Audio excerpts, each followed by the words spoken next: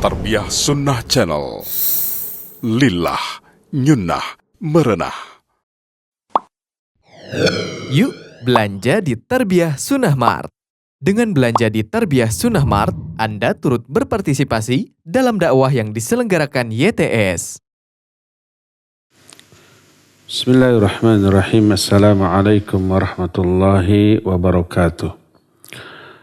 Alhamdulillahilladzi ba'atha fil ummiyina rasulan minhum yatlu alaihim ayatihi wa yuzakkihim wa yu'allimuhumul kitaba wal hikmah wa in kanu min qablu lafi dhalalin mubin wa ashhadu an la ilaha illallah al-malikul haqqul mubin wa ashhadu anna Muhammadan abduhu wa rasuluhu Sadiqul wa'dil amin. Wassalatu wassalamu ala ashrafil anbiya'i wal mursalin wa ala alihi wa ashabihi ajmain wa man tabi'ahum bi ihsanin ila yaumiddin wa ba'd.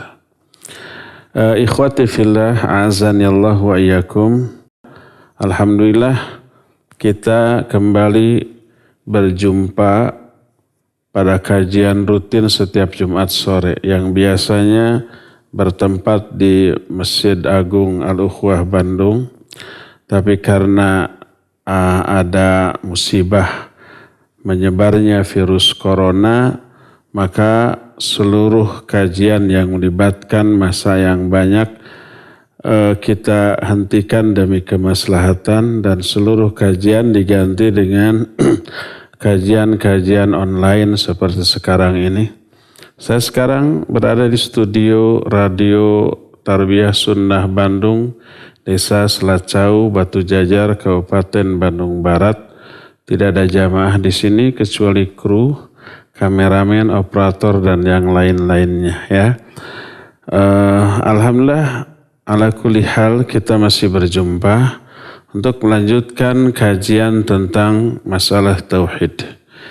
Kita sedang membahas tentang kemarin tentang mukjizat Al-Quranul Karim. Sudah dibahas bahwa agama seluruh nabi sama, yaitu Islam. Sekarang kita masuki penjelasan tentang beberapa keistimewaan yang dimiliki oleh Nabi Muhammad SAW dibanding para nabi yang lainnya secara umum. Keistimewaan pertama adalah annahu khatamun nabiyyin, bahwa Nabi SAW itu penutup para nabi. Tidak ada lagi nabi setelah beliau. Dan ini ditekankan baik oleh Allah dalam Al-Quran ataupun oleh Nabi SAW dalam banyak hadisnya. Ayat Al-Quran yang menyatakan demikian adalah Al-Quran surah Al-Ahzab. Ayat yang ke-40 Allah berfirman, "Ma kana Muhammadun aba ahadim mir rijalikum walakin Rasulullah wa khataman nabiyyin." Muhammad itu bukanlah bapak salah seorang di antara kalian, tapi beliau adalah Rasul Allah dan penutup para nabi, penutup para rasul, penutup para nabi juga. Berdasarkan hal itulah tidak ada lagi nabi ataupun rasul setelah beliau.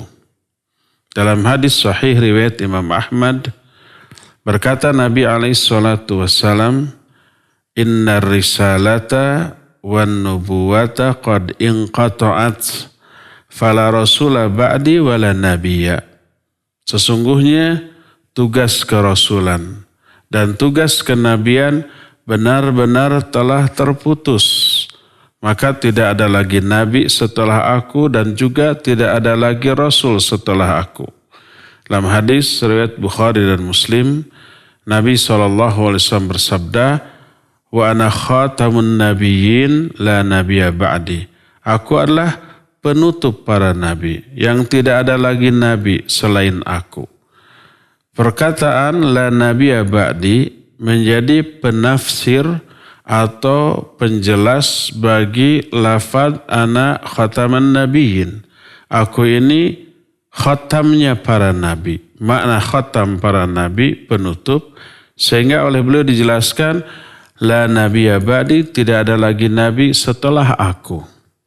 Dari sinilah maka pengertian khataman nabiyyin tidak bisa dimaknai dengan makna yang lain seperti yang difahami oleh sebagian orang bahwa khatamun nabiyyin maknanya adalah cincinnya para nabi, artinya nabi yang paling mulia dan tidak bermakna nabi terakhir.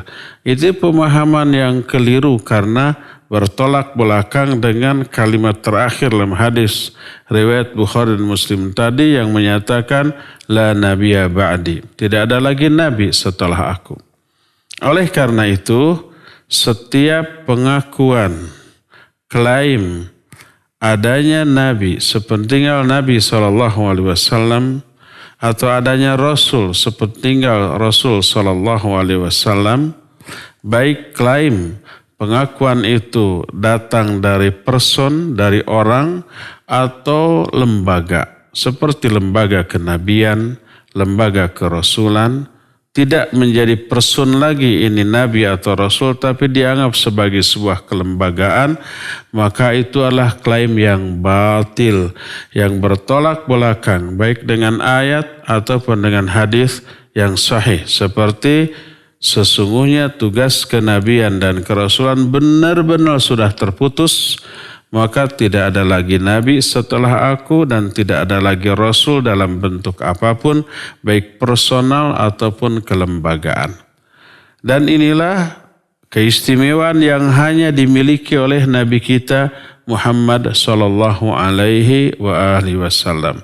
Di mana-mana penutup adalah yang terbaik. Di mana-mana penutup itu adalah yang terlengkap ajarannya, mampu mengcover seluruh permasalahan yang bakal dihadapi oleh manusia dalam kehidupannya sampai hari kiamat karena kesempurnaan dari ajaran agama yang dibawa oleh Nabi penutup ini. Inilah keistimewaan beliau yang pertama. Keistimewaan yang kedua, beliau memiliki satu posisi yang terpuji yang tidak dijangkau oleh orang lain atau nabi yang lain, yang disebut dengan al-maqamul mahmud, maqamam mahmuda. Maqam itu kedudukan, mahmud itu artinya yang sangat terpuji. Apakah kedudukan tersebut? Yaitu asy-syafa'atul uzma. Asy-syafa'atul uzma maknanya adalah syafaat yang teragung yang hanya dimiliki oleh Nabi alaihi salatu wassalam. Inilah yang dimaksud oleh ayat yang terdapat dalam Al-Quran surah Al-Isra ayat 79, asa ayyab'atsaka rabbuka maqaman mahmuda. Bahwa Rabbmu akan mengangkatmu ke posisi yang terpuji. Berkata Ibnu Abbas radhiyallahu anhuma, setiap lafaz asa di dalam Al-Quran maknanya pasti. Asa ayyab'atsaka rabbuka maqaman mahmuda. Pasti Rabbmu, yaitu Allah Azza wa Jalla, akan mengangkatmu ke derajat yang sangat terpuji. Yang dimaksud derajat yang terpuji seperti yang diterangkan dalam hadis yang muttafaqun alaih. Diriwayatkan oleh Imam Bukhari dan Imam Muslim. Bahwa Allah Azza wa Jalla mengumpulkan seluruh makhluk. Dari awal sampai akhir tak ada yang kelewat. Di sebuah tempat yang amat sangat luas yang disebut dengan padang mahsyar. Mahsyar itu artinya tempat berkumpulnya manusia. Dalam kondisi yang mengenaskan, yang berbeda-beda tergantung amal yang mereka lakukan ketika di dunia. Tapi ada kondisi yang sama seluruhnya. Mereka telanjang, tidak berpakaian walaupun hanya sehelai benang. tidak bersendal, berkaos kaki atau bersepatu, tidak beralas kaki, tidak berkhitan walaupun ketika di dunia sudah dikhitan di sana utuh lagi seperti sedia kala. Itu kondisinya sama. Adapun kondisi yang berbeda yang berdasarkan pada amalnya masing-masing adalah mereka direndam oleh keringat mereka. Ada yang terendam sampai semata kaki, ada yang selutut, ada yang sepinggang, ada juga yang sampai setelinganya. Bahkan ada yang dibangkitkannya dalam kondisi terbalik, dia berdiri berjalan dengan wajahnya dan bukan dengan kedua kakinya.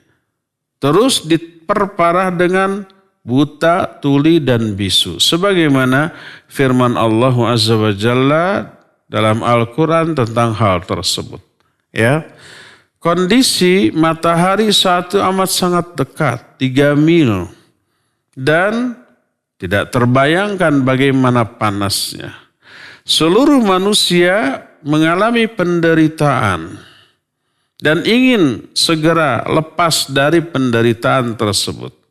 Kecuali ada beberapa orang yang spesial, yang diistimewakan oleh Allah yang akan memperoleh naungan di bawah arsy Allah saat itu. Mereka tidak mengalami penderitaan ketika orang-orang menderita. Nah, orang-orang saat itu menderita dan ingin segera lepas. Mereka berbicara satu sama lain. Ala tarawna ila ma qad balaghakum? Tidakkah engkau lihat, kalian lihat kondisi kalian yang sedang kalian alami ini? Ala tanzuruna ma yashfa'u lakum ila rabbikum? Tidakkah kalian mau mencari orang yang bisa memintakan syafaat bagi kalian kepada Allah Azza wa Jalla? Thumma ya'tuna Adam. Lalu mereka mendatangi Adam, minta syafaat agar lepas dari kondisi seperti itu. Disebut keistimewaan Adam yang tidak dimiliki oleh nabi-nabi lain, bahkan termasuk oleh Nabi kita Muhammad SAW. Hai Adam, engkau Abul Bashar. Khalaqakallahu biyadayhi. Allah telah menciptakan engkau dengan tangannya. Terus Allah juga sudah menyuruh para malaikat untuk sujud kepadamu. Diungkit kelebihan Adam yang tidak dimiliki sekalipun oleh Nabi Muhammad SAW. Diciptakan langsung dengan tangan Allah. Terus Bapak seluruh manusia. Terus para malaikat disuruh sujud untuk menghormat. Nabi Muhammad SAW aja tidak memiliki keistimewaan ini. Nah, kemudian mereka minta syafaat kepada Adam. Tapi Adam tidak bisa memberikannya. Mereka mendatangi Nuh, demikian juga Nuh tidak bisa memberikan apa yang diminta. Demikian juga Ibrahim, demikian juga Musa, sampai ke Nabi Isa. Seluruhnya tidak mampu memberikan syafaat yang mereka minta. Lalu datanglah mereka kepada Nabi kita Muhammad SAW. Para Nabi semua menyatakan idhabu ila ghairi. Pergi ke Nabi yang lain. Nah, tapi ketika datang kepada Nabi SAW, beliau bersabda, Analaha, ya aku memiliki syafaat yang kalian minta.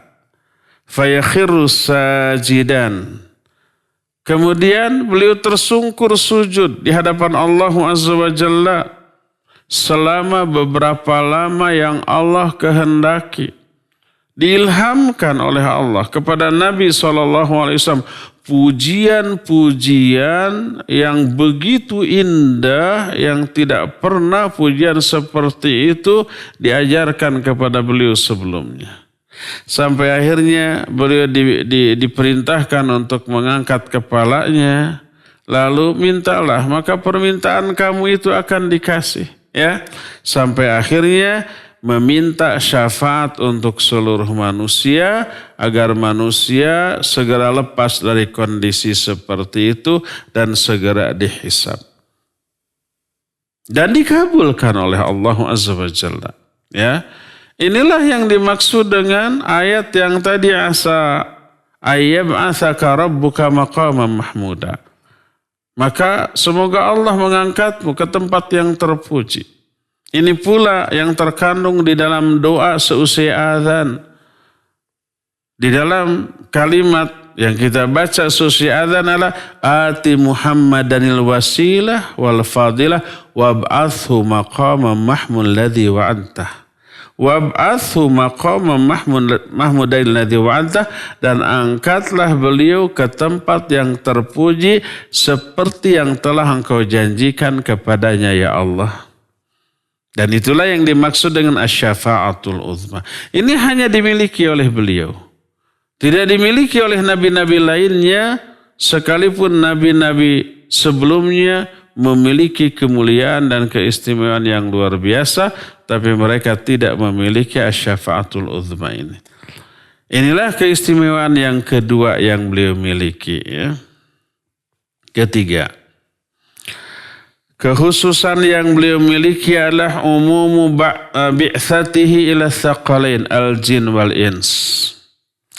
Risalah yang dibawa oleh Nabi SAW itu bersifat umum, berlaku ke seluruh manusia dan juga ke seluruh jin. Berbeda dengan nabi-nabi sebelumnya. Nabi sebelumnya hanya diutus kepada kaumnya saja, kepada bangsanya saja, kepada umatnya saja. Tidak berlaku kepada bangsa lain, umat yang lain. Adapun Nabi kita Muhammad SAW itu diutus ke seluruh umat manusia di setiap tempat, di setiap zaman sampai hari kiamat. Tidak sekadar manusia, bahkan juga jin. Allah berfirman dalam Al-Quran surah Al-A'raf 158, Qul ya ayyuhan nas inni rasulullahi ilaikum jami'a. Katakan olehmu hai Muhammad, hai manusia, bukan ya qaumi wahai kaumku, tidak, tapi ya ayyuhan nas, hai manusia. Inni rasulullahi ilaikum jami'a, sesungguhnya aku adalah utusan Allah kepada kalian semuanya. Makanya seruan di dalam Al-Quran tidak pernah umpama ya ma'syarul Arab, tidak, hai bangsa Arab, tidak, tapi ya ayyuhalladzina amanu atau ya ayyuhan nas, ya ayyuhan nas u'budu rabbakumul ladzi khalaqakum. Hai manusia, beribadahlah kalian kepada Allah yang telah menciptakan kalian. Bersifat umum. Allah pun berfirman di dalam surah Saba ayat 28, "Wa ma arsalnaka illa kafatan linnas basyira wa nadhira." Tidaklah kami mengutus engkau hai Muhammad kecuali diutus kepada seluruh manusia basyira wa nadhira, sebagai pemberi kabar gembira dan sebagai pemberi peringatan. Semua manusia, bukan hanya bangsa Quraisy, bangsa Arab, atau golongan tertentu saja. Tidak, tapi kepada seluruh manusia. Dalam ayat lain diungkapkan kepada seluruh alam. Seperti Allah berfirman dalam Al-Furqan ayat yang pertama. Tabarakalladzi nazzala al-furqana ala abdihi liyakuna lil alamina nadhira. Maha barakah Allah yang telah menurunkan Al-Furqan. Al-Furqan itu maknanya Al-Quranul Karim kepada hambanya, yaitu Nabi Muhammad SAW, untuk menjadi nadhir, pemberi peringatan lil alamin, kepada seluruh alam. Tidak hanya Jazirah Arab saja, tapi kepada seluruh alam. Tidak hanya alam manusia, tapi juga sampai ke alam jin. Karena itulah rahmat kenabian beliau itu untuk seluruh alam juga. Sebagaimana firman Allah Azza wa Jalla dalam Surah Al-Anbiya ayat yang ke-107, "Wa ma arsalnaka illa rahmatan lil alamin." Tidaklah kami mengutus engkau, hai Muhammad, kecuali sebagai rahmat bagi seluruh alam. Bukan hanya kepada kelompok tertentu, kaum tertentu, bangsa tertentu, jenis tertentu saja. Enggak, tapi kepada seluruh manusia, bahkan juga termasuk bangsa jin. Ayat-ayat yang Allah turunkan kepada Nabi Muhammad SAW itu berlaku umum kepada seluruh makhluk jin dan manusia. Karena risalah yang beliau bawa umum bagi kedua jenis makhluk itu, manusia dan jin. Sekalipun ada yang disebut dengan asbabun nuzul yang terjadi atau berkaitan peristiwa tertentu yang terjadi di kalangan orang Arab. Asbabun nuzul itu peristiwa yang menjadi penyebab turunnya ayat tersebut. Ada penyebab. Tapi ayat tersebut tidak berlaku khusus bagi penyebab turunnya ayat itu. Baik kasusnya ataupun orangnya. Enggak, berlaku umum untuk setiap orang. Walaupun ayat itu turun berkaitan dengan personal tertentu, pribadi tertentu. Tapi isinya, hukumnya berlaku umum bagi semua manusia berdasarkan kesepakatan kaum muslimin. Tak ada seorang pun di kalangan kaum muslimin yang berkata bahwa ayat tentang talak, ayat tentang zihar, ayat tentang li'an, ayat tentang umpamanya hukuman bagi pencuri, dan yang lain-lainnya, itu hanya berlaku bagi orang tertentu yang menjadi penyebab lahir turunnya ayat itu. Enggak. Turunnya ayat itu ada penyebab. Berupa peristiwa yang teralami oleh orang-orang tertentu. Tapi apakah ayat itu hanya berlaku bagi dia? Tidak. Tapi berlaku bagi semua orang. Kaidah yang disepakati oleh para ulama menyatakan al-ibrah bi umumil lafzi la bi khususis sabab. Bahwa penetapan hukum didasarkan kepada umumnya lafaz, bukan khususnya sebab. Ada sebab tertentu, iya, tapi hukum yang berlaku adalah umum berdasarkan keumuman lafaz yang terkandung di dalam ayat tersebut. Maknanya adalah ada ayat-ayat yang memiliki asbabun nuzul. Tidak semua ayat memiliki asbabun nuzul. Tapi ada sebagian yang terjadi sebagai peristiwa khusus bagi personal tertentu di kalangan orang Arab. Tapi hukum yang terkandung dalam ayat itu berlaku umum. Mencakup seluruh perkara yang terkandung dalam ayat itu baik secara lafaz ataupun secara makna. Karena Nabi SAW diutus untuk seluruh bangsa manusia dan juga bangsa jin, maka dakwah beliau mencakup seluruhnya. Walaupun berbeda bangsa, walaupun berbeda warna kulit, walaupun berbeda bahasa, walaupun berbeda jenis, enggak. Seluruh hukumnya tidak dikhususkan untuk bangsa Arab semata-mata, tidak. Istilah muslim kafir, istilah mukmin ataupun munafik, istilah orang yang soleh atau orang yang durhaka, istilah orang muhsin atau orang yang zalim, dan seluruh istilah yang terdapat dalam Al-Quran dan hadis yang sahih berlaku terkena kepada seluruh manusia apapun bangsanya, apapun bahasanya, apapun warna kulitnya, apapun jenisnya. Sehingga tidak ada satupun ayat dalam Al-Quran, satupun hadis dalam sunnah beliau yang hukum-hukumnya dikhususkan bagi bangsa Arab dan tidak berlaku bagi bangsa lain. Tidak ada semuanya itu. Ya. Tapi seluruh hukum-hukum dikaitkan dengan sifat, karakter, dan amalan orang tentang apa yang Allah cintai atau yang Allah benci. Maka Allah memerintahkan semua ucapan, semua amalan yang Allah cintai. Allah menyeru manusia untuk mengamalkannya semaksimal yang mereka bisa, dan Allah melarang dari semua amalan, ucapan yang mengundang murka dan azab Allah Subhanahu wa taala semampu mungkin. Ini berlaku bagi semuanya, tidak sekedar bagi bangsa Arab. Karena apa? Karena dakwah beliau adalah dakwah yang tertuju kepada seluruh jenis manusia dan juga bangsa jin.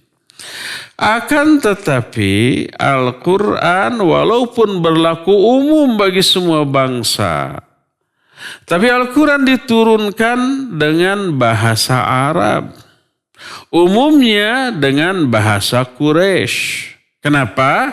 Dalam rangka tabligh. Dalam rangka menyampaikan, karena pertama kali Nabi diutus ke kaum yang terdekat dengan pribadi beliau. Siapa yang terdekat? Ya bangsa Quraisy.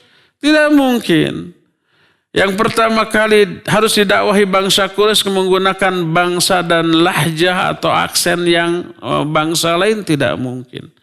Pertama kali disuruh dakwah kepada kaumnya dengan bahasa yang bisa difahami oleh kaumnya. Kemudian kaum yang sudah terdakwahi itu menjadi perantara sampainya dakwah itu ke umat-umat yang lainnya. Jadi beliau pertama kali diperintahkan mendakwahi orang terdekatnya, keluarganya, kerabatnya, orang-orang yang lebih dekat, baru ke yang lebih jauh, baru keluar dari bangsa dan kaumnya, sampai ke seluruh dunia, ke seluruh umat manusia.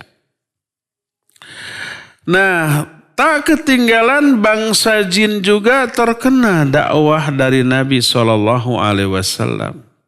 Bangsa jin ini tidak memiliki nabi tersendiri dari bangsa mereka. Tidak, tapi dari bangsa manusia. Seluruh nabi itu menjadi nabi di setiap zaman kepada bangsa manusia dan bangsa jin di kalangan kaumnya. Termasuk Nabi Muhammad SAW. Dalam salah satu ayat yang terdapat dalam surah Al-An'am ayat 130. Allah Azza wa Jalla berfirman, Ya ma'syaral jinni wal insi alam ya'tikum rusulun minkum. Kata Allah, hei golongan bangsa jin dan bangsa manusia, bukankah telah datang kepada kalian para rasul yang datang dari kalangan kalian? Jin juga terkena dakwah. Dan pengakuan bangsa jin juga demikian. Bahkan ada satu surat di dalam Al-Quran yang diberi nama dengan surah jin karena berbicara tentang bangsa jin. Mereka takjub dengan kebagusan, keindahan, keajaiban bahasa Al-Quran dan isinya. Lalu mereka beriman. Walaupun banyak juga yang durhaka. Allah berfirman tentang bangsa jin. Berkata bangsa jin dalam surah jin ayat yang ke-11. Wa anna minna salihuna wa minna duna dhalik kunna tara'iqa qidada. Berkata bangsa jin, sesungguhnya di antara kami ada orang yang soleh, ada juga yang tidak demikian. Yang durhaka ada. Kunna tara'iqa qidada. Di kalangan kami menempuh jalan yang berbeda-beda. Mengarungi jalan hidup yang bermacam-macam. Seperti yang dialami oleh bangsa manusia. Kalau di bangsa manusia ada yang mukmin, ada yang kafir. Di kalangan bangsa jin juga begitu. Ada yang muslim, ada yang kafir. Yang kafir itu agamanya ada yang Yahudi, ada yang Nasrani, ada yang Hindu, ada yang Buddha, ada yang ateis. Ya, Di kalangan muslimnya pun ada muslim yang soleh, ada yang muslim yang ahli maksiat, ada muslim yang terjerumus ke dalam kebidahan. Di kalangan para jin juga demikian, tak ubahnya seperti di kalangan para manusia. Di dalam ayat yang lain, dalam ayat yang ke-14-nya para jin berkata, wa anna minnal muslimun wa minnal qasitun. Sesungguhnya di kalangan kami ada yang muslim dan di kalangan kami ada yang qasitun. Makna qasitun jairun, orang-orang yang durhaka. Ada yang muslim yang pasrah sumrah, ada juga yang durhaka. Jin juga terkena dengan dakwah ini. Yang tidak menerima dakwah durhaka. Yang menerima dakwah masuk ke dalam kategori muslim. Berkata Syekhul Islam Ibn Taimiyah rahimahullahu ta'ala yang beliau jelaskan dalam kitab Majmul Fatawanya. Kata beliau, yajibu alal insan ayya'lama anna Allah subhanahu wa ta'ala arsala Muhammadan sallallahu alaihi wasallam ila jami'i thaqalain al-ins wal jin wa aujaba alaihimul imana bihi wa bima jaa bihi wa ta'atahu wa ayyuhallilu ma ahallalallahu wa rasuluhu wa yuharrimu ma harramallahu wa rasuluhu wa ayyujibu ma aujabahu Allah wa rasuluhu wa yuhibbu ma ahabbahu Allah wa rasuluhu wa yakrahu ma karahahu Allah wa rasuluhu wa anna kulla man qamat alaihi al-hujjah bi risalati Muhammadin sallallahu alaihi wasallam minal ins wal jin falam yu'min bih istahaqqa aqaballahi ta'ala kama yastahiquhu amsaluhu minal kafirin alladzina bu'itha ilaihim rasul wa hadha aslun muttafaqun alaih bainas sahabati wat tabi'ina lahum bi ihsan wa a'immatil muslimin wa sairi tawaifil muslimin ahli sunnati wal jamaah wa ghairihim radhiyallahu anhum ajmain. Kata Syekhul Islam, wajib bagi setiap manusia untuk mengetahui bahwa sesungguhnya Allah telah mengutus Muhammad SAW kepada dua golongan makhluk yaitu jin dan manusia. Telah mewajibkan kepada mereka untuk mengimani Muhammad SAW. Mengimani ajaran yang dibawanya. Taat juga kepadanya, menghalalkan apa yang Allah halalkan dan yang juga dihalalkan oleh Rasulnya, mengharamkan apa yang diharamkan oleh Allah dan Rasulnya, mewajibkan apa yang diwajibkan oleh Allah dan Rasulnya, mencintai apa yang dicintai oleh Allah dan Rasulnya, membenci apa yang dibenci oleh Allah dan Rasulnya, dan disebutkan juga semua yang sudah terkena hujjah, sudah terkena dakwah tentang kerasulan Muhammad SAW dari kalangan jin dan manusia, tapi dia tidak beriman kepadanya, maka orang itu berhak memperoleh azab dari Allah sebagaimana diazabnya orang-orang kafir yang Nabi kita Muhammad SAW diutus kepada mereka. Dan ini merupakan pokok-pokok akidah yang disepakati oleh kalangan para sahabat, para tabi'in, dan imam-imam kaum muslimin. Itulah mereka ahlus sunnah wal jamaah radhiyallahu anhum ajmain. Jadi baik jin ataupun manusia wajib beriman kepada Allah, beriman kepada Muhammad SAW beserta risalah yang dibawanya dan mentaatinya. Semua yang dihalalkan oleh Allah dan Rasulnya wajib dihalalkan. Tidak boleh mengharamkan apa yang dihalalkan oleh Allah dan Rasulnya. Semua yang diharamkan oleh Allah dan Rasulnya wajib diharamkan. Siapa yang sebaliknya, apa yang Allah halalkan diharamkan, apa yang Allah haramkan dihalalkan, maka dia sudah kufur dari ajaran Islam. Walaupun apa yang dia halalkan itu dia tidak lakukan. Yang secara nyata diharamkan oleh Allah Azza wa Jalla seperti umpamanya berzina, seperti mabuk, seperti berjudi, seperti daging babi dan yang sejenisnya haram. Siapa yang halal terhadap semua yang Allah haramkan, dia kufur. Sekalipun dia tidak berbuat, dia tidak berzina, dia tidak mencuri, dia tidak mabuk, dia tidak berjudi, dia tidak makan babi, tapi dalam keyakinannya halal. Boleh-boleh saja. Kenapa tidak melakukan? Karena takut efek sosialnya umpamanya. Kalau dia berzina khawatir digerebek hansip. Kalau dia mabuk ataupun berjudi, kalau berjudi takut kalah. Kalau mabuk takut merusak mental dan fisiknya gitu. Tapi dia berkeyakinan halal walaupun tidak berbuat, dia kufur. Jadi wajib menghalalkan apa yang Allah dan Rasulnya haramkan, apa yang dihalalkan oleh Allah dan Rasulnya, mengharamkan apa yang diharamkan oleh Allah dan Rasulnya. Mencintai apa yang dicintai oleh Allah dan Rasulnya. Contohnya baik yang dicintai itu orang, seperti para nabi, para rasul, para ulama, para solihin, sesama muslim itu wajib dicintai. Sesuai dengan kadar iman yang mereka miliki.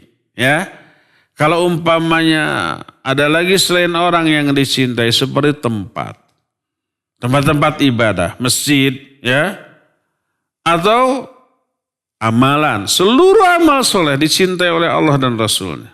Ya, termasuk juga waktu tertentu seperti turunnya Lailatul Qadar, seperti Ramadan, seperti saat-saat tertentu yang memang diistimewakan oleh Allah dan Rasulnya berdasarkan nas yang sahih. Semua itu wajib kita cintai karena Allah dan Rasulnya pun mencintai. Dan wajib membenci apa yang dibenci oleh Allah dan Rasulnya. Seperti tempat-tempat maksiat. Orang kafir, orang musyrik, orang ateis, orang yang membenci risalah para nabi, termasuk nabi kita Muhammad SAW, itu dibenci oleh Allah dan Rasul. Wajib kita juga benci. Jangan sampai salah. Kita mencintai orang yang dibenci oleh Allah dan Rasulnya. Dan sebaliknya, membenci orang yang dicintai oleh Allah dan Rasulnya. Membenci para nabi, membenci para sahabat nabi, membenci para ulama, membenci para duat, para dai, para asatidah yang menyampaikan Islam. Bukan karena keburukan akhlak mereka, tapi karena Islam yang mereka sampaikan. Adakah orang yang membenci para dai, para ustaz? Banyak yang tersinggung oleh dakwahnya. Para pemabuk membenci para ustaz yang mengharamkan mabuknya karena merasa tersindir. Para koruptor juga begitu, para pencuri juga begitu, para pejudi juga begitu, para pezina juga begitu. Karena omongan para ustaz ketika menyampaikan ayat dan hadis dirasa menyindir dirinya, mengungkit harga dirinya, mengobrak-abrik rahasia keburukan dirinya. Seperti itu akhirnya benci. Ada yang begitu. Mereka dicintai oleh Allah, oleh orang itu dibenci. Jangan sampai terbalik. Cintai orang yang Allah cintai dan dicintai oleh Rasulnya. Bencilah orang yang dibenci oleh Allah dan Rasulnya. Ya, ini semuanya merupakan satu kewajiban. Berdasarkan hal itulah maka konsekuensi dari keyakinan bahwa Nabi kita Muhammad SAW risalahnya bersifat umum universal mengakibatkan bahwa wajib kita mentaatinya siapapun diri kita. Sekalipun kita tidak satu bangsa dengan Nabi kita Muhammad SAW. Tidak satu bahasa. Tidak satu tanah air, beda tanah air, beda bangsanya, beda bahasanya. Nabi SAW bangsa Arab, suku bangsanya suku bangsa Quraisy, kabilahnya Bani Hashim, bahasanya bahasa Arab. Kita mah bangsanya bangsa Indonesia yang ketika Nabi turun mungkin Indonesia belum ada saat itu. Beda bahasa, beda bangsa, beda tanah air, beda suku bangsa. Tidak melihat apapun, bahasa kita, bangsa kita, negara kita, warna kulit kita, wajib. Selama kita merasa diri menjadi manusia yang diciptakan oleh Allah, wajib mentaatinya. Wajib mengikuti ajaran-ajarannya. Inilah yang disepakati oleh seluruh kaum muslimin di mana saja berada, yaitu bahwa risalah kenabian beliau bersifat umum, tidak dikhususkan bagi bangsanya, bagi kaumnya, bagi negaranya, bagi yang sebahasa dengannya, tidak, tapi berlaku umum untuk seluruh manusia di dunia sampai hari kiamat. Inilah perbedaan Nabi kita Muhammad SAW dengan nabi-nabi yang lainnya. Ini yang ketiga. Keistimewaan yang keempat adalah ini nih, Al-Quranul Azim. Quran yang maha agung ini, yang menjadi mukjizat. Makna mukjizat itu yang mengalahkan, melemahkan. Berasal dari kata a'jaza, yu'jizu, i'jazan. Fahuwa mu'jizun. Mu'jizun itu yang mengalahkan, yang melemahkan. Tambah tak marbutoh lil mubalaghah jadi mu'jizah. Ya. Al-Quran ini mu'jizat terbesar di antara sekian banyak mu'jizat yang dimiliki oleh Nabi SAW.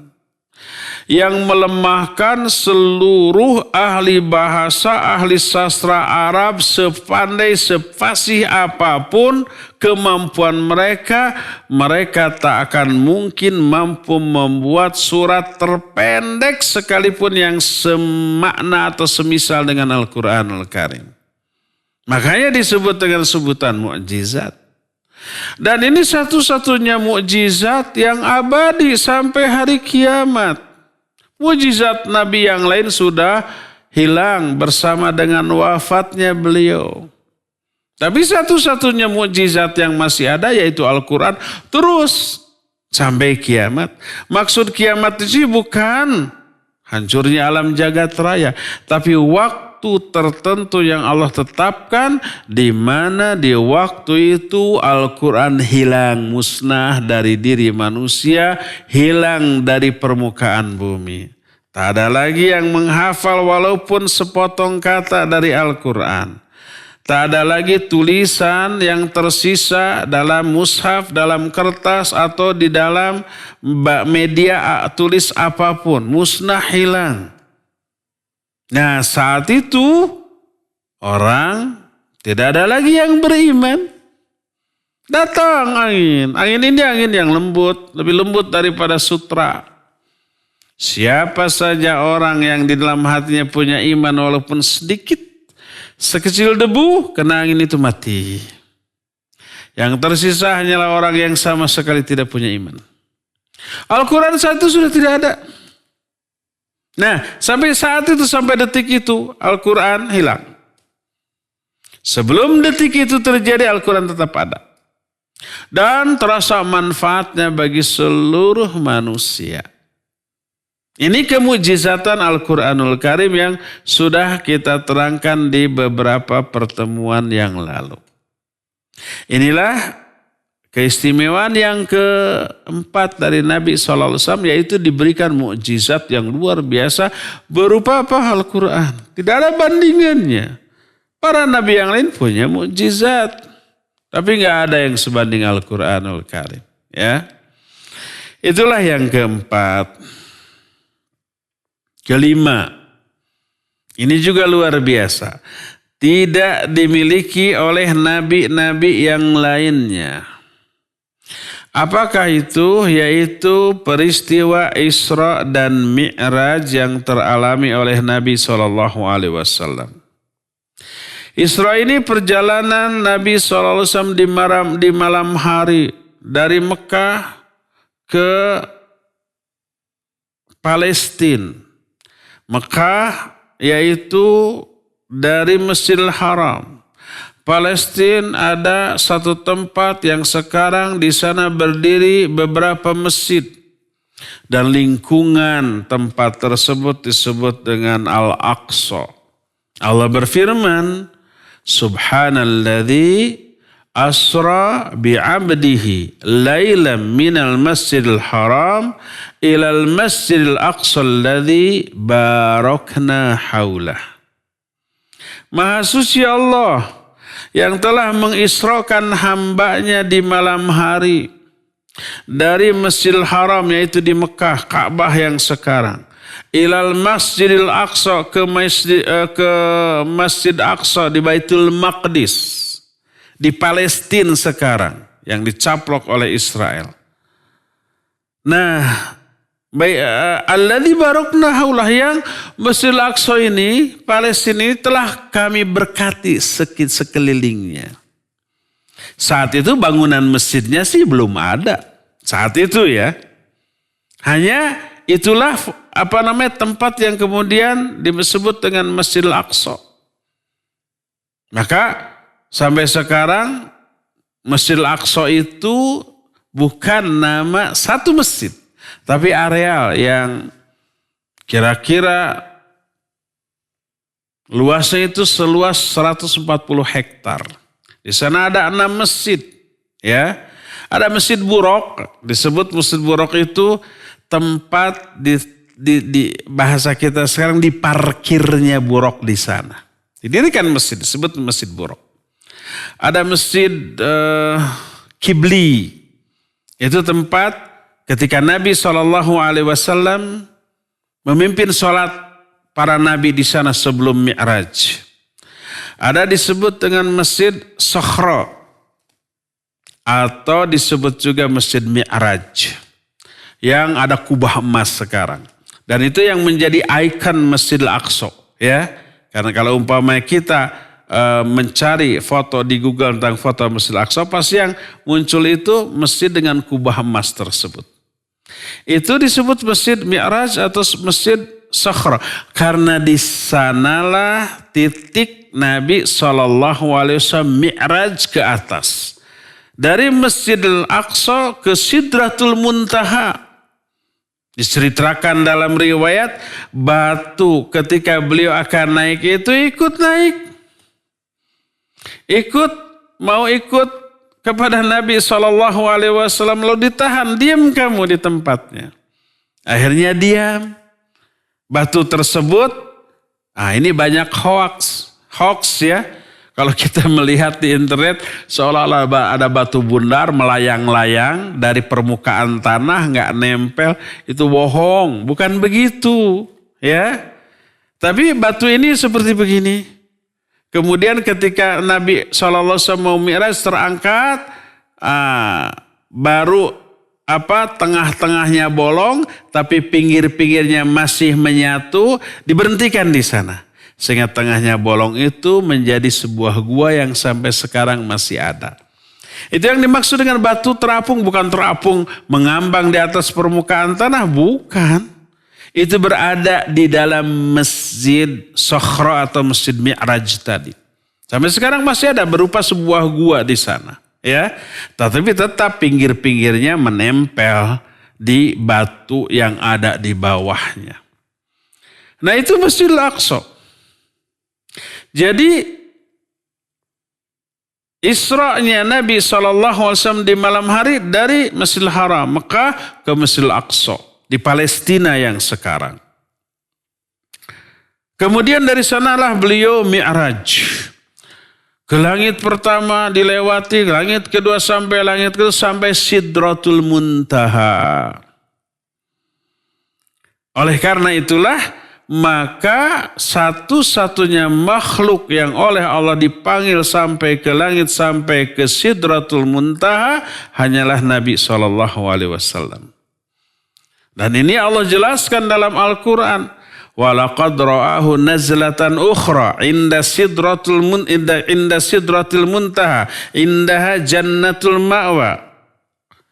Kata Allah Azza wa Jalla, Nabi SAW telah melihat malaikat Jibril dalam bentuk yang asli, ya, di kali yang lain, inda sidratil muntaha, Di samping di Sidratul Muntaha.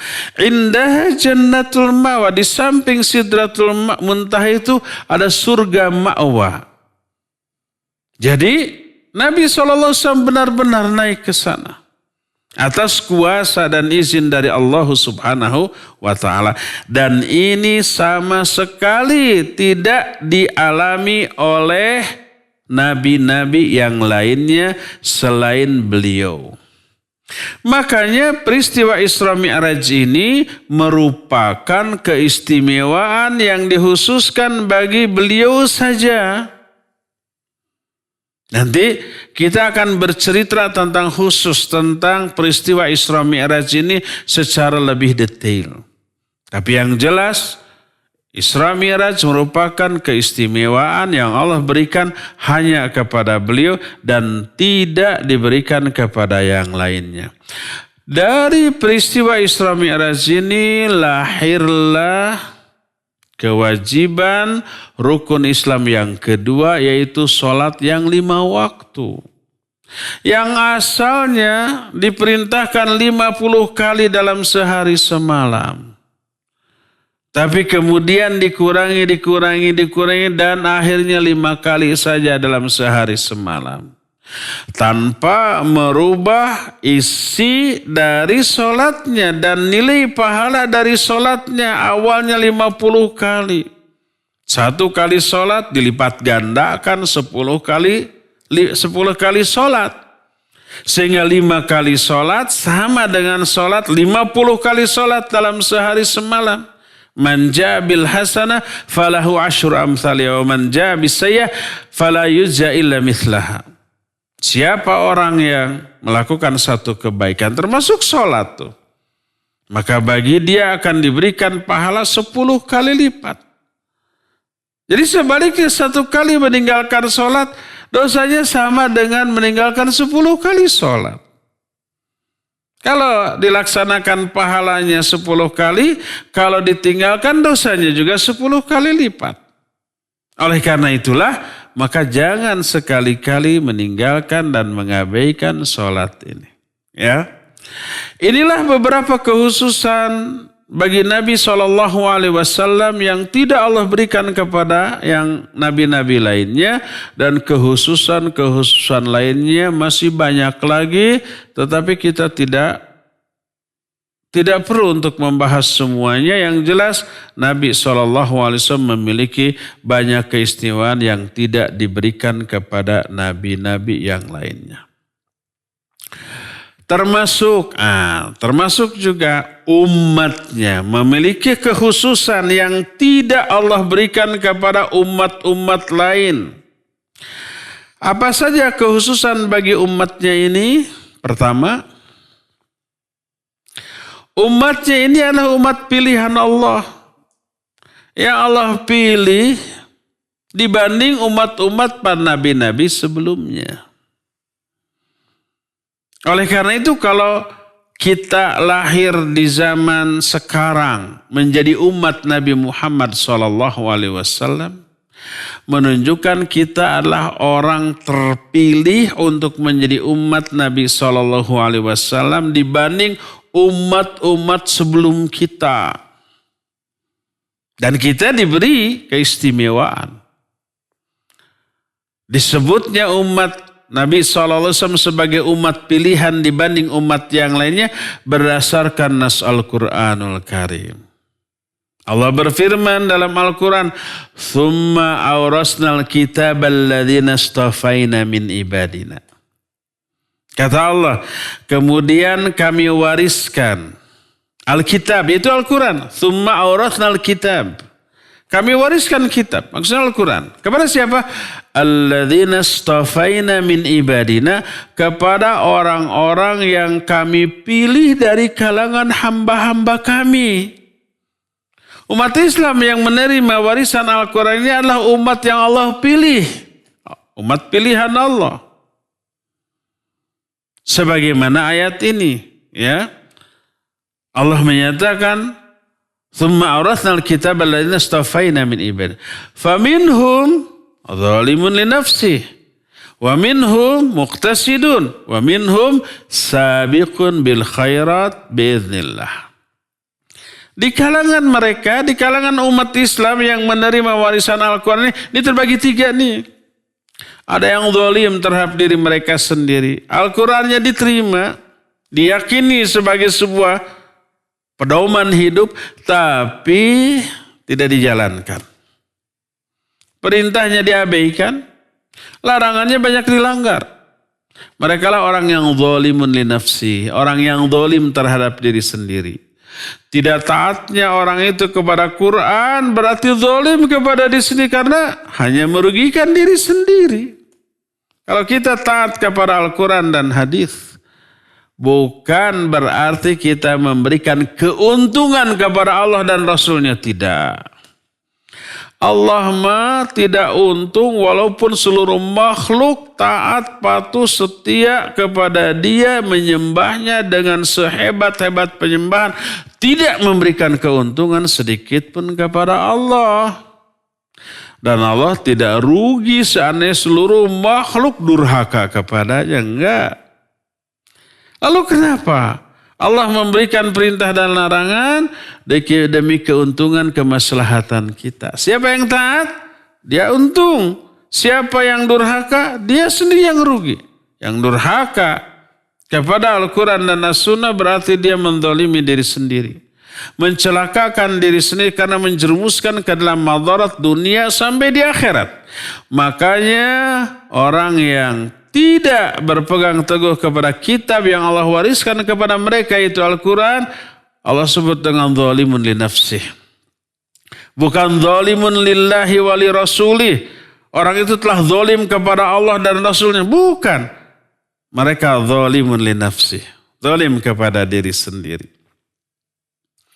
Kata Allah, faminhum zalimun li nafsih wa minhum muqtasidun. Di antara mereka ada yang muqtasid. Muqtasid itu simple, sederhana. Mereka hanya melaksanakan apa yang Allah perintahkan. Menjauhi semua yang Allah haramkan. Itu simple. Tapi yang sunnah-sunnah, anjuran-anjuran dari Allah, afdoliyah, banyak ditinggalkan. Yang makruh, apalagi yang mubah, kadang-kadang sering dilaksanakan. Yang jelas, yang wajib dilaksanakan, yang haram dijauhi. Itu muqtasid. Wa minhum sabiqun bil khairat biidznillah. Di kalangan mereka ini yang terbaik nih, yang ketiga. Orang yang berlomba-lomba dalam kebaikan. Sabiqun bil khairat. Dengan izin Allah. Mereka mah orang-orang yang seluruh yang wajib dilaksanakan. Yang sunnah pun dikerjakan. Yang haram dijauhi, yang makruh juga dihindarkan. Amalan mereka hanya yang wajib, yang sunnah, yang wajib, yang sunnah, yang wajib, yang sunnah. Ini yang disebut dengan sabiqun bil khair. Inilah sebaik-baik orang. Ya, jadi kaum muslimin di dalam memperlakukan Al-Quran terbagi kepada 3. Ada yang zalimun li nafsih, mengabaikan perintah dalam Al-Quran, melanggar apa yang ada dilarang. Durhaka mereka. Tapi tetap mereka muslim. Yang keduanya muqtasid. Yang ketiganya sabiqun bil khairat. Ayat ini menjadi dalil tentang keistimewaan kaum muslimin. Istimewanya umat Nabi kita Muhammad SAW dibanding umat-umat yang lainnya. Dan banyak lagi keistimewaan-keistimewaan lainnya yang Allah berikan kepada umat Nabi SAW. Nanti kita akan bahas lagi di pertemuan yang akan datang. Untuk sekarang cukup sampai di sini. 1 jam yang kita miliki sudah kita habiskan. Sisa waktu yang ada kita akan gunakan untuk tanya jawab kepada pembaca di... Tadi saya kurang dengar siapa? Abdul Ghaffar. Silakan untuk memandu tanya jawab dengan pemirsa dan pendengar. Wassallallahu ala nabiyina Muhammadin wa ala alihi wasallam. Silakan. Dan pendengar serta pemirsa Roja di mana pun Anda berada, kita masuk ke sesi tanya jawab. Silakan bagi Anda yang ingin bertanya secara langsung melalui layanan telepon ke nomor 021 823 6543 atau pertanyaan pesan singkat ke nomor 081 989 6543. Baiklah, untuk kesempatan pertama membuka sesi tanya jawab sore hari ini melalui layar line telepon kami angkat bagi para pendengar maupun pemirsa yang ingin bertanya secara langsung. Silakan. Halo. Halo, Assalamualaikum. Waalaikumsalam warahmatullahi. Dengan siapa, dari mana Pak? Nah, Dari Bapak Jusin di Kerinci. di Kerinci. Silakan Pak, pertanyaannya. Mau tanya nih, Tat. Assalamualaikum, Tat. Waalaikumsalam warahmatullahi wabarakatuh. Tafadhol Pak. Apakah setiap larangan dari Nabi Muhammad itu bisa dikatakan itu haram untuk dilakukan itu, Tat? Baik, Iya. cukup? Cukup, Tat. Nah, ditunggu jawaban dan nasihat dari Ustaz. Assalamualaikum warahmatullahi wabarakatuh. Waalaikumsalam Iya, warahmatullahi waalaikumsalam wabarakatuh. Demikian Ustaz, silakan. warahmatullahi wabarakatuh. Taib, barakallahu fik. Pertama, pertanyaan dari Bapak dari Kerinci ya, maksudnya Gunung Kerinci gitu, atau di Jakarta. Apakah seluruh larangan Nabi SAW itu hukumnya haram? Iya. Ada kaidah al-aslu fin nahi at-tahrim illa ma qama dalilun ala khilafih. Pada asalnya larangan itu menunjukkan haram. Kecuali kalau ada dalil yang menyelisihinya. Sehingga kalau ada dalil yang menyelisihinya menjadi tidak haram atau sebatas makruh atau bahkan mubah bila ada uzur tertentu. Adapun kalau tidak ada dalil yang menyelisihinya, maka kembali kepada ketetapan asal yaitu haram. Allah berfirman, "Wa ma atakumur rasul fakhudhuhu wa ma nahakum anhu fantahu." Apa saja yang diperintahkan oleh Rasul maka laksanakan, dan apa yang dilarang maka jauhi. Jadi selama tidak ada dalil yang menyelisihi larangan itu, hukum asalnya adalah haram. Adapun kalau ada dalil yang menyelisihinya, maka larangan tersebut dijelaskan dengan dalil yang menyelisihinya menjadi sesuatu yang tidak haram, tapi makruh. Disebut ada dua jenis makruh, makruh litanzih dan makruh litahrim. Kalau litahrim makruh atau amal itu dibenci karena haramnya. Kalau litanzih amalan itu dibenci, tidak disukai, litanzih dalam rangka untuk mensucikan diri kita dari hal tersebut yang dianggap tidak layak. Sebagai contoh, Nabi SAW pernah bersabda, la tashrabu qa'iman. Janganlah kalian minum sambil berdiri. Ini larangan. Dan hukum asal larangan itu adalah haram. Tapi ternyata ada dalil lain yang menjelaskan beliau minum sambil berdiri. Demikian juga para sahabatnya. Bahkan ada juga hadis sahih riwayat Imam Muslim yang menjelaskan Nabi dan para sahabat makan dan minum sambil berjalan. La tashrabu qa'iman wa huwa yashrabu qa'iman. Jangan kamu minum sambil berdiri. Tapi beliau sendiri pernah minum sambil berdiri. Bahkan seorang sahabat menyatakan, nahnu fi ahdi Rasul sallallahu alaihi wasallam na'kulu wa nahnu namshi. Wa nashrabu wa nahnu namshi. Kami di zaman Rasul sallallahu alaihi wasallam pernah makan dalam keadaan sambil berjalan dan minum dalam keadaan sambil berjalan juga. Nah, ini adalah dalil yang menyelisih dalil asal tadi. Sehingga para ulama ketika menerangkan hal ini seperti yang diterangkan oleh Syekh Al-Utsaimin rahimahullahu ta'ala dalam kitab Syarah Riyadhus Shalihin bab tentang adab-adab makan dan minum, bahwa hukum makan dan minum hukum asalnya afdolnya sambil duduk. Itu afdolnya. Tapi kalau kondisi ya mengharuskan atau menunjukkan ada keperluan, ada uzur yang menyebabkan mereka sambil berdiri atau sambil berjalan, maka itu dibolehkan. Sehingga larangan tadi tidak bermakna haram. Tapi bisa jatuh kepada makruh atau mubah kalau ada uzur tertentu.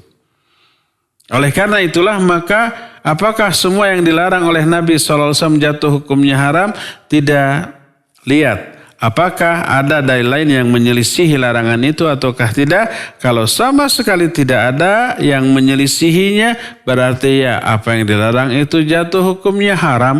Adapun kalau ada dalil lain yang menyelisihinya, maka jatuh hukumnya bisa makruh atau kalau ada uzur bisa menjadi mubah. Wallahu a'lam bishawab. Silakan lagi. Jazakumullahu khairan atas jawabannya telah disampaikan.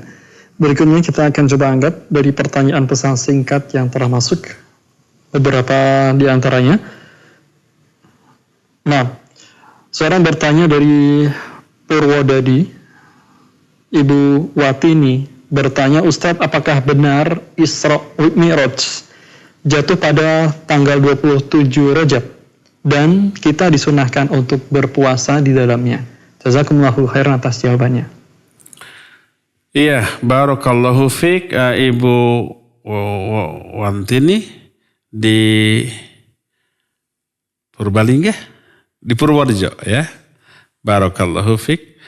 Benarkah Isra Mi'raj ini terjadi tanggal 27 Rajab? Itu pertanyaan pertama. Yang kedua, benarkah disunnahkan untuk saum di hari tersebut? Ini secara detail akan kita bahas nanti di pertemuan yang akan datang tentang Isra Mi'raj. Kapan waktunya? Sebab para ulama juga ikhtilaf lebih dari kepada 5 pendapat. Sebagaimana ada satu buku sejarah kehidupan Nabi SAW yang disusun oleh seorang ulama dari India, nama Syekh Sofiur Rahman Mubarakfuri. Judulnya Ar-Rahiqul Makhtum. Ar-Rahiqul Makhtum itu sejarah Nabi SAW. Beliau menjelaskan bahwa para ulama ikhtilaf tentang kapan terjadinya Isra Mi'raj. Dan salah satu pendapat, dan pendapat ini pendapat yang lemah, ada 27 Rajab. Itu salah satu pendapat. Pendapat yang lebih kuat menyatakan di tempat lain atau di waktu yang lain. Ya. Nah, detailnya itu insya Allah akan kita bahas di hari Jumat yang akan datang tentang peristiwa Isra Mi'raj, tentang waktunya kapan, bagaimana kejadiannya, insya Allah nanti. Ya. Apakah juga disyariatkan, disunahkan saum di dalamnya? Sama sekali tidak. Tidak ada nas, tidak ada dalil dari Quran dan Sunnah, para sahabat ataupun para ulama yang mensunnahkan saum di tanggal 27 Rajab tersebut. Secara detail insya Allah Jumat yang akan datang ya. Wallahu a'lam bishawab. Silakan lagi Abdul Ghaffar. Baik Ustaz, jazakumullahu khairan atas jawabannya telah disampaikan. Dan berikutnya kembali kita akan mengangkat di layanan telepon untuk para pendengar dan pemirsa yang ingin bertanya secara langsung. Silakan. Nah. Assalamualaikum Ustaz. Waalaikumsalam warahmatullahi wabarakatuh. Dengan siapa? Di mana Pak? Dengan Pak Mulyono di Medan Ustaz. Pak Mulyono Medan. Silakan langsung ke pertanyaan Pak. Tolong artikan Ustaz doa yang mengatakan La ilaha illa anta inni kuntu minaz zalimin. Itu Ustaz. Cukup? Ya. Nah, Isra Mi'raj kalau diadakan itu hukumnya bid'ah apa boleh itu Ustaz? baik, ditunggu jawaban dari Ustaz ya. Barakallahu fiik. Ya, makasih. Assalamualaikum warahmatullahi wabarakatuh. Waalaikumsalam warahmatullahi wabarakatuh. Demikian Ustaz. Ya, Pak Mulyono di Medan ya. Di Bandung juga ada Pak Mulyono. Persis suaranya kayak begitu juga. Tua-tua keladi. Sudah tua tapi semangat mencari ilmunya Masya Allah ya. Selalu hadir di pengajian. Pertanyaannya tentang doa Nabiullah Yunus alaihissalatu wassalam. Ya. Doa ini adalah doa yang oleh para ulama diletakkan sebagai doa ketika ditimpa kesulitan. Ketika ditimpa masalah atau musibah. Bagus doa ini dibaca pada saat sekarang sesering mungkin baca di dalam sholat ketika sujud, baik sholat fardu ataupun sholat sunnah. Karena ini doa Nabi Yunus alaihissalatu wassalam ketika beliau berada di perut ikan. Itu berada dalam kondisi situasi yang sulit. Lalu beliau berdoa. Doanya pertama diawali oleh tauhid, kedua oleh tasbih, ketiga oleh istighfar, mengakui bahwa dirinya ini melakukan kesalahan. Ada yang kalimat yang terlewat oleh Pak Mulyono tadi, la ilaha illa anta subhanaka inni kuntu minadh dhalimin. Ya, la ilaha illa anta. Tidak ada ilah, tidak ada sesembahan yang sebenarnya kecuali Engkau ya Allah. Subhanaka, maha suci Engkau. Inni kuntu minadh dhalimin, sesungguhnya aku termasuk orang-orang yang zalim. Ini ayat Al-Quran. Lalu oleh Nabi SAW ditetapkan sebagai doa ketika memperoleh kesulitan. Karena Nabi Yunus pun demikian. Sesungguhnya Yunus alaihissalam ketika ada dalam perut Dhunnun, kemudian membaca doa ini, dan karena itulah Allah mengeluarkan beliau dari perut ikan tersebut.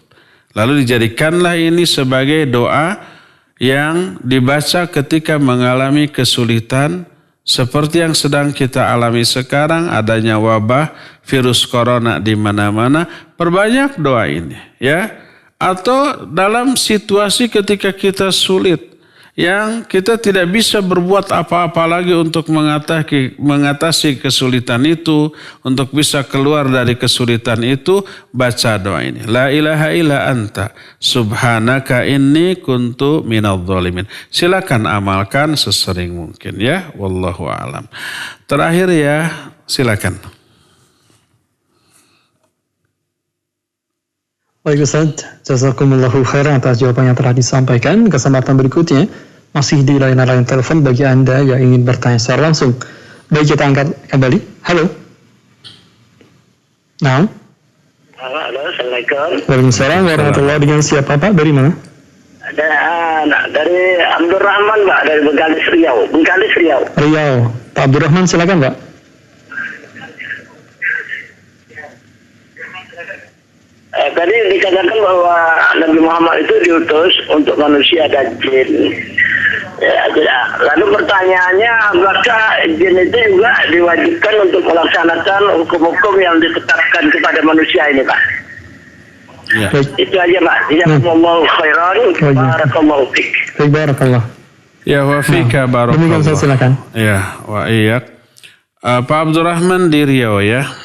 Iya betul, jin diperintahkan untuk melaksanakan semua kewajiban yang Allah perintahkan kepada manusia secara sama. Allah berfirman, "Wa ma khalaqtul jinna wal insa illa liya'budun." Tidaklah aku ciptakan jin dan manusia kecuali untuk beribadah kepadaku, untuk mengabdi kepada Allah Subhanahu wa taala. Sama, disebut jin lebih dulu, "Wa ma khalaqtul jinna wal insa." Karena memang jin lebih dahulu diciptakan daripada manusia. Ya. Dan ayat ini menjelaskan bahwa tugas pokok jin sama dengan tugas pokok manusia, yaitu beribadah kepada Allah Azza wa Jalla dengan tata cara ibadah yang sama persis dengan yang dilakukan oleh manusia. Karena nabinya sama, yaitu Nabi Muhammad SAW, dan Qur'annya sama, yaitu Qur'an yang Allah turunkan kepada Nabi SAW. Otomatis karena nabinya sama, Allah yang disembahnya juga esa, hanya itu saja, tidak ada yang lain. Dan Al-Qur'annya juga sama, otomatis isinya sama, maka amalannya sama. Mereka sholat sebagaimana kita sholat. Mereka saum sebagaimana kita saum. Mereka haji umrah sebagaimana kita juga haji dan umrah. Mereka zakat sebagaimana kita juga zakat. Mereka juga thalabul ilmi seperti yang kita lakukan. Mereka infak dan sedekah. Mereka beramar ma'ruf nahi munkar. Mereka juga melakukan birrul walidain. Mereka juga melakukan pernikahan dan berlaku hukum nikah. talak, rujuk, dan yang sejenisnya. Itu semuanya sama, tidak ada perbedaan. Karena apa? Karena Qurannya sama, nabinya juga sama, Allah yang disembahnya juga sama. Sehingga seluruhnya sama. Makanya standar kesolehan mereka sama dengan standar kesolehan kita. Al-Quran menyebutkan para jin berkata, wa anna minna solihun wa minna duna dhalik kunna tara'iqa qidada. Di antara kami ada yang soleh, di antara kami ada yang tidak soleh alias jahat. Kunna tara'iqa qidada. Kami pun menempuh jalan hidup yang berbeda-beda. Wa anna minnal muslimun wa minnal qasitun. Di antara kami ada yang muslim, di antara kami ada juga yang durhaka. Ya, itu sama seperti halnya manusia. Oleh karena nabinya sama, Qur'annya sama, Allahnya juga sama, maka amalan yang mereka lakukan tidak ada bedanya dengan amalan yang dilakukan oleh manusia, oleh kita. Ya, cukup sampai di sini. Mohon maaf karena terbatasnya waktu. Insya Allah kita akan lanjut di pekan yang akan datang dengan pembahasan khusus tentang Isra dan Mi'raj. Ya, subhanakallahum bihamdik, asyhadu an la ilaha illa anta, astaghfiruka wa atubu ilaik. Alhamdulillah rabbil alamin. Wa sallallahu ala nabiyina Muhammadin wa ala alihi wa ashabihi wasallam. Wassalamualaikum warahmatullahi wabarakatuh.